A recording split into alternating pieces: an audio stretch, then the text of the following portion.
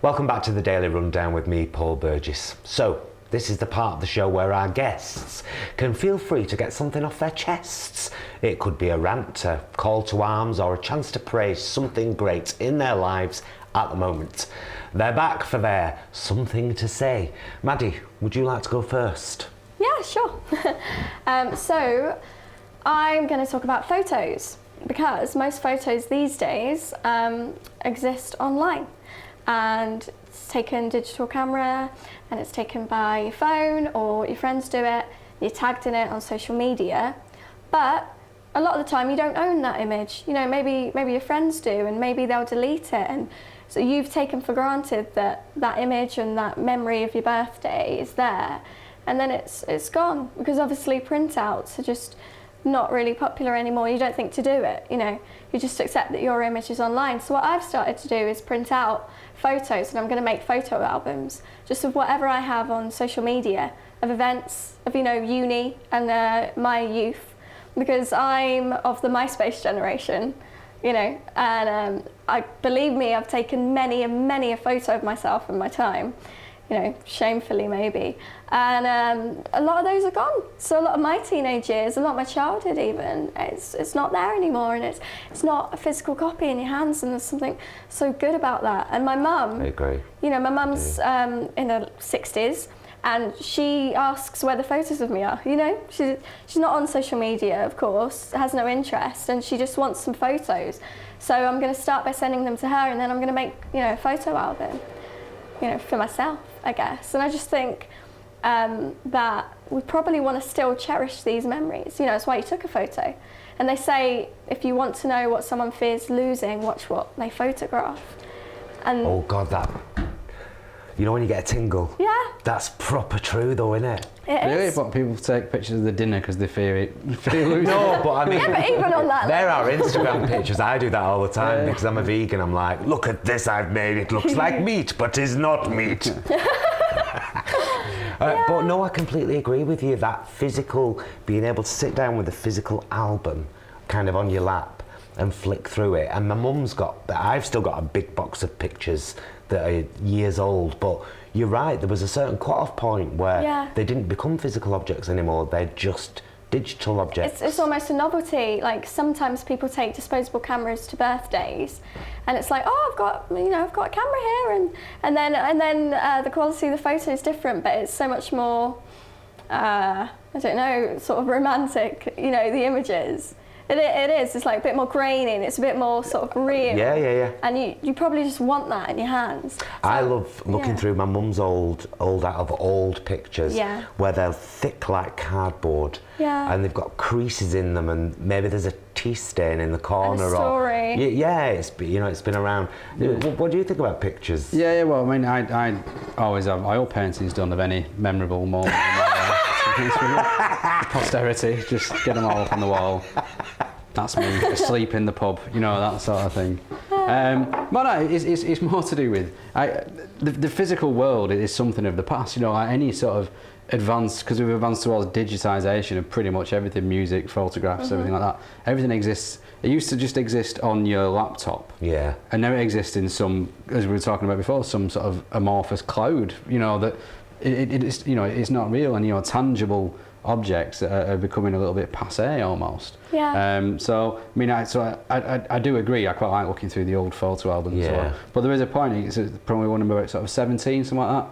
There's no photos then because I didn't own a camera. Then I went away to university. I didn't own a camera, so I've got whole sections. I've got a whole middle sort of like missing 10 years of my life basically. There's no photographic evidence of it. I can't remember what I was doing because I was drunk most of the time, you know, when I was at uni. So it was it's possibly good that there aren't any photographs, so I can just impose my own images onto it. But I can see I can see that point. I think it's you know, but it is just, you know, it's progress though, Maddie. You've got to. Yeah, you know, it's great for the environment. So exactly, yeah. People would have been decrying the when the photographs came around. There was no, you know, etchings being done anymore. You have the option to print it. It's just effort, and it's just. I just think I'm going to make that effort, and you know, and then I get both. Great. Good and then if someone deletes that photo of me off the social media site, still got it. I've still got it, and that's you know, my past. And even if you're not sentimental or narcissistic, then you still really do want to see that your past happened. You know, you still care about yourself and all your memories. So I'm just excited I like to start that doing plan it very much, and I'm sure that did you say your grandma? again. My mum. Oh, your mum wants to see pictures of you. Yeah. And and so you're going to do an album for her. Yeah. Maze balls. No, it's gorgeous. What do you want to rant about? Do you want to rant, or do you want to cheer someone on, or what do you want to do? It's a bit of a rant. I'm going to talk about Brexit again, but not the actual subject, but the word Brexit. Right. I hate these little portmanteau words that are just creeping in all the time. It really bugs me. Anything that's got anything to do with men, for example, becomes like, you know, like a sort of like friendship between two men becomes bromance. Oh, you know, yeah, and I know or yeah. men drinking rosé wine or drinking brosé wine. I think, oh, great. Man bun. Yeah, but it's just a bun. You know, like Right. you can see that I'm a man. You don't need to put the man, a man in True. front of it. I've never heard the brosé. Yeah, I've read about it. Brosé wine. It was something. Apparently, Donald Trump. Pathetic. To make it even worse, Donald Trump drinks brosé wine. You know. Right. So do I drink bread?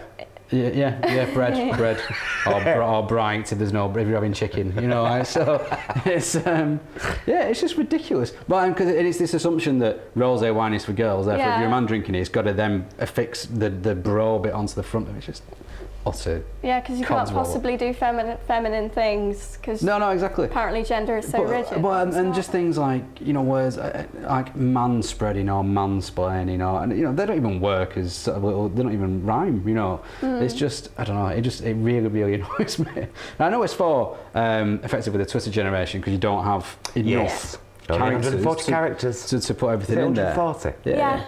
But if you look at things like, you know, the EU referendum, like calling it Brexit made it this like little jokey, not real thing. You know what I mean? And it's, you know, and it does Trivialised it. trivialises Yeah. a lot of things, that sort of thing. So yeah.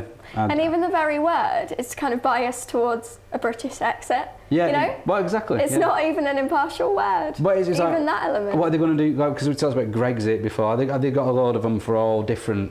Yeah, ones, there's like, a meme going is around there? Is Facebook. there? I would imagine there would of be. the possible ones. It's brilliant, actually. I wish I'd have brought it on my phone so I could read them all out. I think I saw one that was like, that that they should, if we voted to stay in, we should rename the country Romania, which would have been maybe annoying for Nigel Farage. But Did you know of Manuary?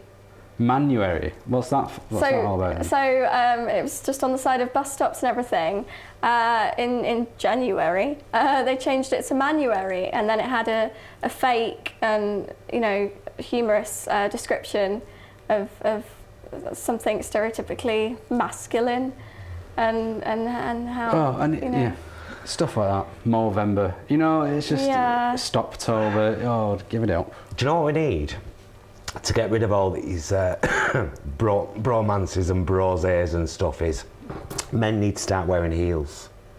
Right, okay. That's the thing right there. And what we do there, you see, is we break those because I'm gender fluid. Oh, I'm male, cisgender male, but I'm gender fluid. Excuse me, I'm joking. because gender's not. And I think if we all played with gender a little bit more, girls wearing a suit with a tie. I'd love to see that. Yeah. Well, Love to see it. I mean, I don't know if you saw the Grace and Perry programme about masculinity. It was amazing. It was a brilliant programme. Brilliant. You know, and the point that he makes, Grace and Perry, he is a transvestite and has been since he was a teenager, but he's a masculine bloke. He's a working class bloke. He just happens to be an artist. And I thought all three programmes were superb. They were, weren't they? Brilliant. I tell you what it is, transvestism. It's when you've got way too much fashion sense for one stereotypical gender. Well, I find myself going into shops and thinking, I wish. Like, there's far more choice if you're a woman about what you can wear. Well, I know women do. You do have the most amazing choice. However, do you feel that a lot of the choice in your clothing is kind of sexualised? Yeah, it is for the male gaze, and the reason we have that is because you're supposed to just identify as a beauty object, and that's your worth.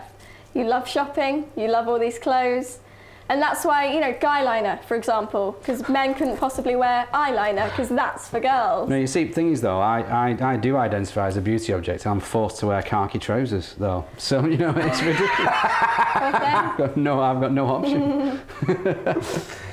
Do you think we'll ever break down these just because our conversation's gone on to it? Will we ever break down these girls wear pink and boys wear blue and boys play with. Happening. Don't you feel that it's more, especially online? I think it's still being raised as an issue, but I don't see much progress. The thing is when you. I kind of think in my generation there is, and I think maybe it's a generational thing in coming generations. It's really difficult though, because I've got 2 kids, one of each gender, and you've noticed genderisation so much when you have kids. And we've never genderised either of them at all. My daughter still wants to be a princess because of the influence of Disney and stuff like that. And I was in a shop the other day and they had 2 matching play sets, one for boys, one for girls. The boys was blue obviously, and he was called a junior doctor, and he had like a stethoscope and all that. The girls was pink and was called Lil Nurse. Not even little, but Lil Nurse. Like it was a sort of stripper rather than an actual nurse even. Yeah. You know? It was ridiculous. That young. I do think. And that's still going on. So and that then becomes fixed into you from such a young age that it's difficult to. I think to break marketing is probably a root cause, and advertising, because it's more ways to market, isn't it? By splitting it between gender, it's more ways to make money and to market things. Exactly, it's like Bic have pens expressly for women. I know, I can write now. In pink I couldn't write well, exactly. I'm not even going to I acknowledge couldn't hold that. a pen, and now I can. Does everyone feel like a weight's been lifted? Yeah. Yeah. No. That's all we need. Good. After the break, we'll be looking at some of the less serious stories of the day. Stick around for the last bit of the Daily Rundown. Don't you dare go anywhere.